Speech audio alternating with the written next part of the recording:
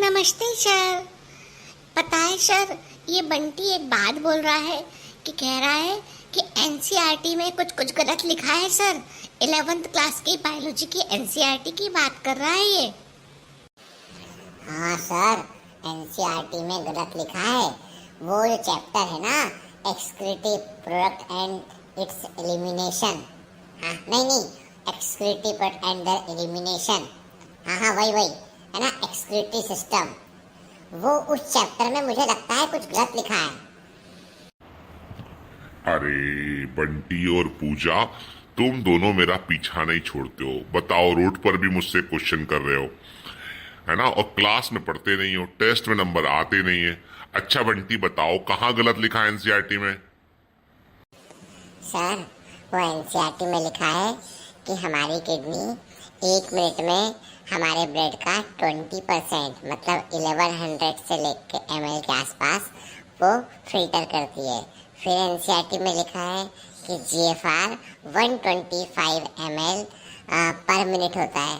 तो बताओ सर, जब 1100 ml ब्लड को फिल्टर करती है तो फिर जीएफआर 125 कैसे होता है भला? है ना, कुछ तो गलत है ना।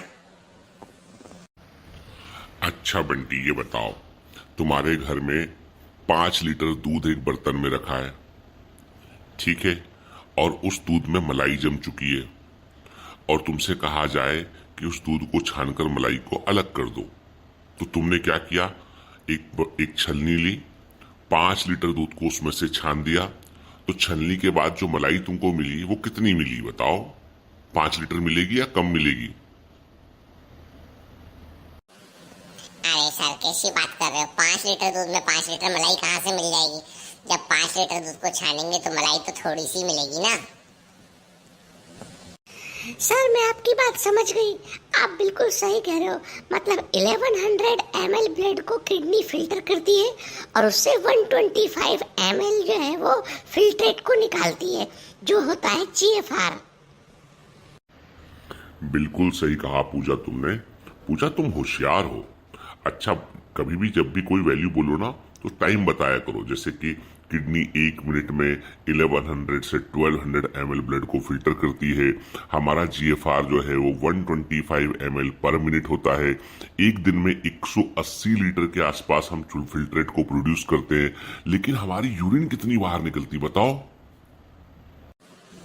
सर, मेरे को तो बहुत सुसु आता है, लेकिन मुझे लगता है जो किताब में लिखा है वो है 1.5 लीटर, मतलब तकरीबन जो है वो 1500 ml जो है वो सुसु बाहर निकलती है एक दिन में से। सर ये कभी नहीं सुधरेगा, ये यूरिन को सूसू बोलता रहता है पूरे समय। और सर हमारा जो नेफ्रॉन होता है वो जितनी जो फिल्ट्रेट बनता है उस फिल्ट्रेट को वो जो है उसमें से वो 99% तक वापस ले लेता है। मतलब ये है कि 178.5 लीटर जो है वापस से ब्लड में चला जाता है। नहीं तो हम तो दिन भर पानी पीते रहते हैं। अच्छा बंटी, तुम नेफ्रॉन के हिस्से ही बता दो मुझे, तो मैं मान लूं। मैं एक तो रोड पर मुझको पकड़ लिया है, अब बेटा तुम पकड़ लिए हो तो बताओ।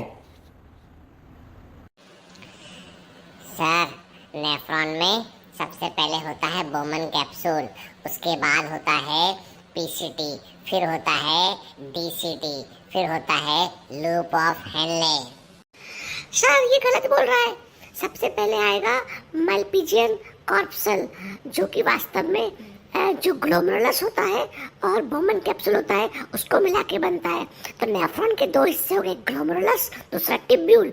टिब्यूल का पहला हिस्सा होता है बोमन कैप्सूल, फिर आता है अब जो है वो प्रॉक्सिमल कॉन्वोल्यूटेड टिब्यूल, पीसीटी बोलते हैं। फिर आता है लूप ऑफ हेनले, उसका डिसेंडिंग लिम होता है। उसके बाद असेंडिंग लिम होता है। फिर आता है डीसीटी, डिस्टल कम्युनिटी टिब्यूल, और वो खुलता जाके कलेक्टिंग डक्ट में।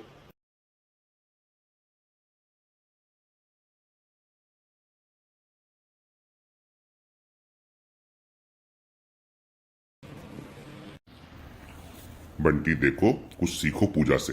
पूजा कितनी पढ़ाई करती है, तुम क्यों नहीं करते हो? सर, इसकी जिंदगी कोई जिंदगी है? दिन भर पढ़ती रहती है ना।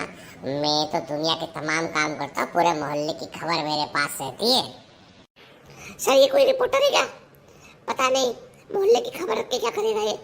पढ़ा करो बंटी, मेरे साथ दोस्ती है तो पढ़ा तो करो कम से कम। चलो अब मुझे मॉर्निंग वॉक पे निकलना है, तुम भी जाओ अपना और पढ़ाई करो। Bye bye.